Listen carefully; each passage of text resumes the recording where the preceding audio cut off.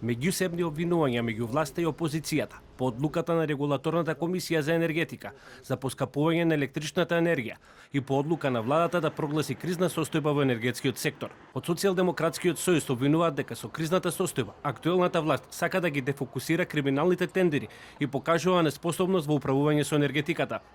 СДСМ бара јавното обвинителство веднаш да отвори истрага за овие загуби од 100 милиони евра и да утврди одговорност. Кој ќе одговара за загубите од над 100 милиони евра? Кој профитира од увозот на струја?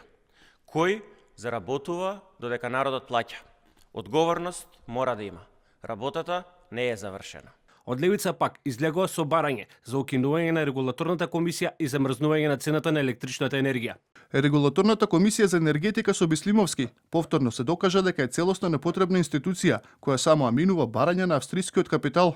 Наместо покачување на платите и животниот стандард, граѓаните од јануари ќе плаќаат повисоки сметки за струја, благодарение на немањето визија од владата, предводена од премиерот енергетичар.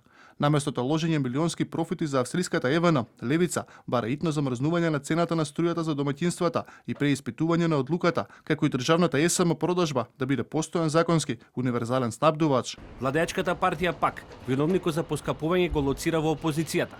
Од ВМРО ДПМН вела дека одговорноста за состојбата во енергетиката треба да се бара кај поранешната власт.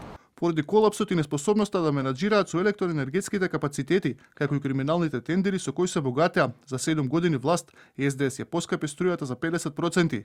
Вистинското место на кое СДС може да се обратат за состојбите во енергетиката се нивните функционери и поставени кадри да го плячкаат енергетскиот сектор, затоа што парите од овој, за нив, профитабилен бизнис се во криминалните тендери кои СДС преку нивните раководства во енергетските компании се ги месташе. Зашто над 50 нивни функционери се во кривични пријави, меѓу кои Васко Ковачевски, кој во бегство со украдените пари. Реакциите во јавноста доаѓаат откако Регулаторната комисија донесе одлука за зголемување на цената на електричната енергија од 1 јануари. Според одлуката, кај 85% од домаќинствата, сметките ќе се зголемат во просек од 2,28%, односно за околу 57 до 70 денари месечно. Не поскапува само скапата, туку и ефтината тарифа на струја.